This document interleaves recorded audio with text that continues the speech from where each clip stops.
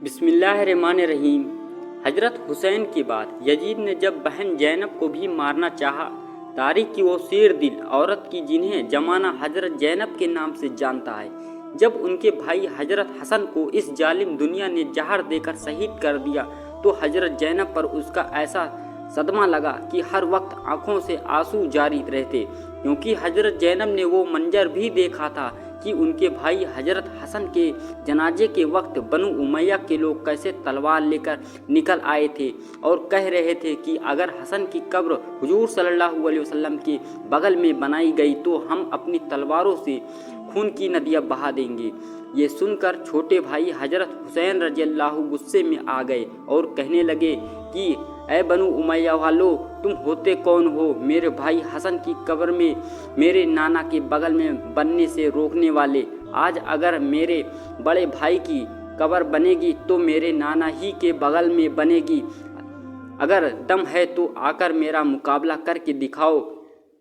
करीब था कि हजरत हुसैन और बनु उमैया के लोगों में एक जंग छिड़ जाती और मदीना की गलियां फिर से सहाबा इकराम की फकीजा कौन से रंग जाती। लेकिन उसी वक्त हजरत अबू हुरैरा रज़ियल्लाहु ताला ने आकर हजरत हुसैन को समझाया और कहा कि ऐ हुसैन, क्या तुम्हें अपने बड़े भाई हसन की वो वसीयत याद नहीं जो उन्होंने वफ़ात के वक्त कही थी कि अगर नाना के बगल में कब्र बनने पर कुछ लोग मुलाफत करे तो लड़ाई झगड़ा मत करना, बल्कि मुझे मेरी अम्मी हजरत फातिमा के बगल में ले जाकर दफन कर देना। ये सुनकर हजरत हुसैन रज़ियल्लाहु का गुस्सा ठंडा पड़ गया और कहने लगे कि चलो अब मेरे भाई हसन की कब्र मेरी अम्मी के बगल में बनाओ। और फिर शाम होते होते हजरत हसन को जन्नतुल बकी में उनकी अम्मी हजरत फातिमा के बगल में दफन कर दिया गया। बड़े भाई हजरत हसन की वफ़ात अभी ज़्यादा दिन नहीं गुजरे थे कि जालिम यजीद ने छोटे भाई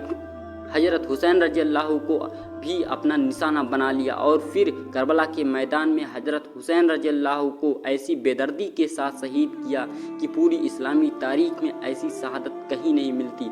कि रसूल के इस प्यारे नवासे को पहले तो कई दिनों तक प्यासा रखा गया, आंखों के सामने ही सारे भाइयों और लड़कों को शहीद कर दिया गया। फिर आखिर में हजरत हुसैन पर भी जालिम इब्न जियाद ने तलवार उठा ली। सारा लश्कर एक तरफ था और हजरत हुसैन रज़ियल्लाहु अकेले दूसरी तरफ तलवार लिए खड़े थे। हजरत जैनब करबला के मैदान में सजदे थे और अल्लाह से रो रो कर दुआएं कर रही थी कि या अल्लाह मेरे भाई हुसैन की मदद फरमाना। लेकिन शायद कुदरत को कुछ और ही मंजूर था, इसलिए लड़ते लड़ते जालिम फौज ने हजरत हुसैन को भी शहीद कर दिया और उनका सर काट कर नेज़ों पर लटका दिया। हजरत हुसैन रज़ियल्लाहु जिस वक्त करबला के मैदान में दुश्मनों से लड़ने जा रहे थे तो अपनी तलवार को एक पत्थर पर तेज करते हुए बहन जैनब को अपने पास बुलाया और कहा कि ऐ मेरी बहन, अगर आज लड़ते लड़ते मैं शहीद हो जाऊं तो मेरे बच्चों का ख्याल रखना और हो सके तो इन दुश्मनों से मेरे प्यासे बच्चों के लिए पानी मांग लेना। शायद इन्हें मेरे बच्चों पर तरस आ जाए और वो उन्हें 2 घूंट पानी पिला दे। हजरत जैनब ने जब ये सुना तो रो रो कर बुरा हाल हो गया, लेकिन हजरत हुसैन उस वक्त तक करबला के मैदान में जा चुके थे। अचानक थोड़ी देर के बाद हजरत हुसैन का घोड़ा जुलजना दौड़ता हुआ बहन जैनब के पास आया। वो घोड़ा खून में लथपथ था, उसके जिस्म पर तीर लगे हुए थे, आंखों से आंसू जारी थे और वो एक खामोश जुबान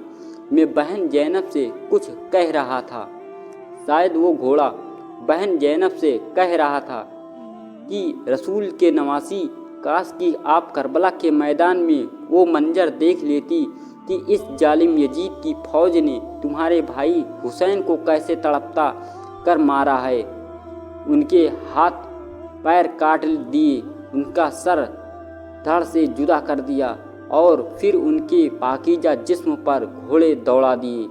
हजरत जैनब ने जैसे ही अपने भाई हुसैन की घोड़े जुलजना को तन्हा अपने पास दौड़ते आता देखा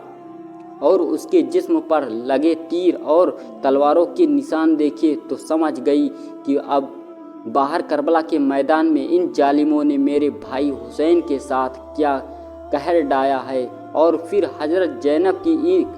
रोने की आवाज़ गूंजी कि जिसने ज़मीन व आसमान को भी हिला कर रख दिया। हजरत जैनब रो रो कर اپنے نانا حضور صلی اللہ علیہ وسلم کو پکار رہی تھی اور کہہ رہی تھی کہ اے میرے نانا محمد، اے میرے نانا محمد، کاش کہ آپ زندہ ہوتے تو آج کربلا کے میدان میں آ کر دیکھ لیتے کہ ان ظالموں نے تیرے حسین کا کیا حال کیا ہے۔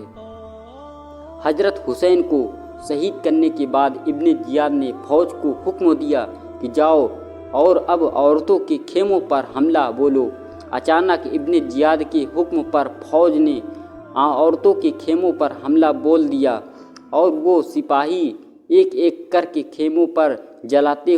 جا رہے تھے اور اندر بیٹھی پاکیزہ عورتوں کو بے پردہ کر کے خیموں کے باہر دھکا دے رہے تھے۔